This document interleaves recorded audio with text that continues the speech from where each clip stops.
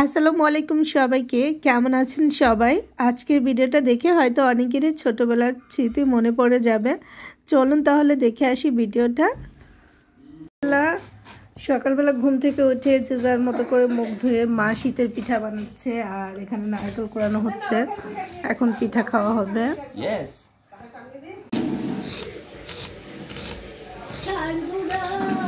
সকালে পিঠা বানাচ্ছি আমরা, আর এখন আমি এতে পিঠাটা খাবো। চিতই পিঠা, গুড় আর নারকেল।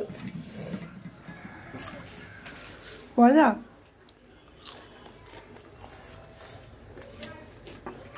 পিঠা হচ্ছে এখানে।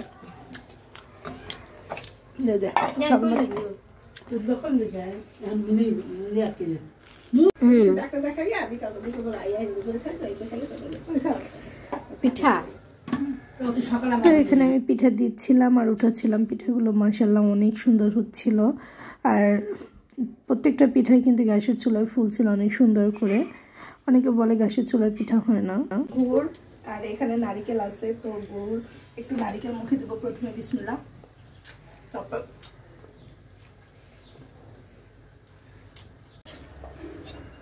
আর ওই যে পিঠার আগে উঠে উঠে শুরু করছে। ওই বলুদি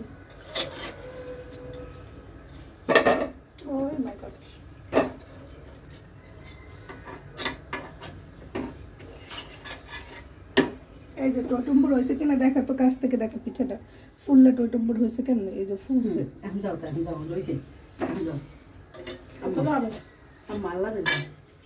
হলো আমাদের চিতই পিঠা, সকাল সকাল বানানো আম্মুর হাতে। এখন চিতই পিঠা কত ফুলছে মাশাআল্লাহ। না করলে ভালো লাগে কো না, অনেক সুন্দর হয়েছে পিঠাগুলো। বানাইতে গেলে হ্যাঁ, কিন্তু না করলে আমার ভালো লাগে না। আমাদের গুড় দিয়েও অনেক মজা লাগে পিঠা খেতে, নারিকেল গুড় দিয়ে। আবার এদিকে গরুর মাংস দিয়েও চিতই পিঠা খেতে মজা লাগে। এই যে গরুর মাংস, গরুর কালা ভুনা দিয়ে আর কি চিতই পিঠা আর কি। এই যে গরুর মাংস ধরে খাও একটু দেখি। বিসমিল্লাহ। মজা। আমরা খাইছি গুড় আর নারিকেল দিয়ে, অনেক মজা লাগছে সেটাও। চিতই পিঠা যেভাবে খাও সেভাবেই মজা। গ্রামে ওই যে রস জ্বালে না, তখন এরকম বড়কে করে খাইতে অনেক মজা।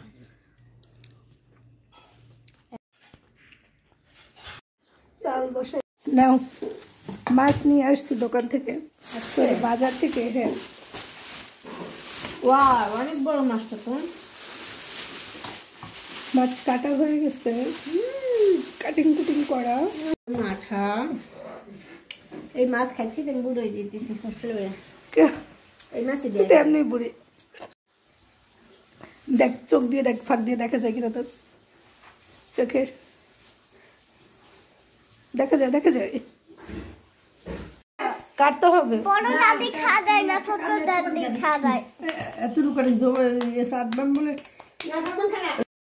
বড় কাতল মাছের মাথা খাচ্ছিলাম, গরম ভেঙে গেছে আসলে মাথাটা।